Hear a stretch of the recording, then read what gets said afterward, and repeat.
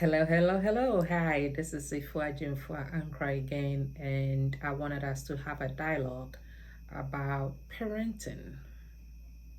So, if you are a parent or you know someone who's a parent, let's listen in and have a discussion. And let me know your thoughts on this issue. So, a lot of parents are losing it. We are losing it as parents, and our children are having a field day, and at the end we are gonna pay for it significantly. Parents have stopped parenting and we have become our children's friend. There is nothing wrong with being a friend with your child, but I think it has a limit or a level of recognition where we have to put on our parental hat and a time to put on our friendship hat so our children can come to us and have a dialogue with us pertaining to issues and concern going on in their lives. But I think some parents have leaning too much into the friend zone and they've never come back. You need to come back.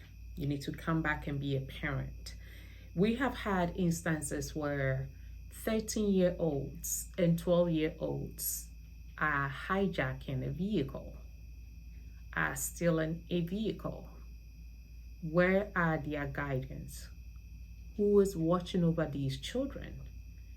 How could a 12-year-old, a 13-year-old concoct an idea that today we are going to steal a vehicle in the middle of the night? Where are the parents at? How did they get out of the night to engage in this atrocity?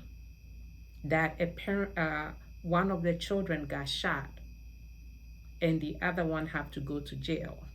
A 13-year-old and a 14-year-old. They killed the 14-year-old and the 13-year-old is going to jail. Parents, we are losing it. We need to reel it back in. We need to bring it back in because we are losing it. Under no circumstance should our children tell us how to raise them. They do have a voice in issues and concern that is going on, and they would like us to chime in. And as adults and parents, we need to be able to guide them on what is better for them. I understand parenting is not easy. No child coming to this world with a manual. It's hard, it's difficult. And if you're a single parent, it's even harder. You have to work. Some parents work 2 jobs just to sustain the home. And because of this void, the children have tapped into a lot of issues that had grown into big problematic issues that we have to deal with. We are losing too many of our children to gang issues, and we are losing too many of our children to gunshots, and we are losing too many of our children to unacceptable conditions because we are not present. We need to bring it back in. It's hard. Parenting is hard.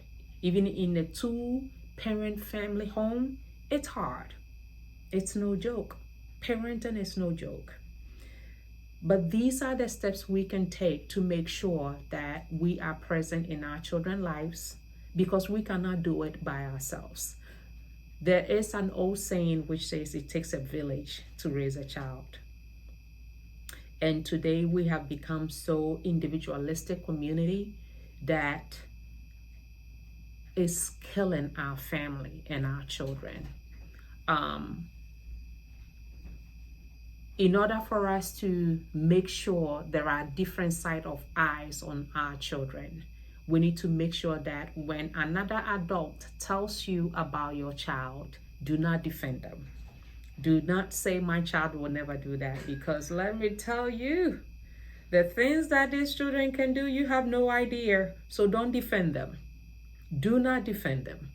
Okay? When another parent comes to you and tell you, I've seen Joe Schmo doing A, Y, and Z. Take it with a grain of salt and take action on it. Take action. Don't defend your child, and don't wrap that adult face in the mud, because next time they will not come to you. You cannot do it by yourself, and you cannot be at two places at the same time. Number 2, if a teacher calls you about your child, do not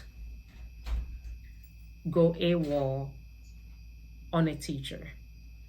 The best thing you can do is to make sure that you straighten your child when your child comes home. Please do not rub the teacher off the wrong way, because teachers have a lot of work to do as well. So when they bring a situation to you, make sure you talk to your child about it. It's difficult, it's hard. Sign your child up for YMCA. Have them engage in another activities if you can. If you are working, and when you get, by the time they get home, you will not be there.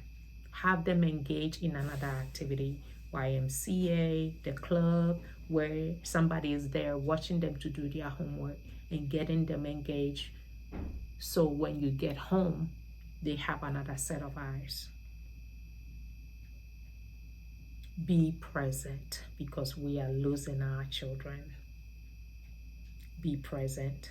Be their friend, but know when to reel it in when you have to. Sign them up for activities. The fourth issue, or the fourth help, is to sign them up for activities. Soccer club, other activities that will get them busy. Partner up with other parent, so you guys will have a rotation. When a parent take that your child to practice today, you take her or his child and your child to practice the next day, because you cannot do it alone. And let's know when to cut off the social media at a certain point, so they can get adequate sleep. Children should not be on their phone in their rooms at 11 p.m., 12 p.m. They are losing sleep. They go to school feeling lethargic. They're sleepy. They're not paying attention. Just perpetuating the issue. We should be able to cut off their social media and their phone at a certain point, so they can get enough sleep. Share this video. Let's tap into these steps and make sure our children are being shaped in the future. This is Ifya Jim for Ankara. We'll talk to you soon.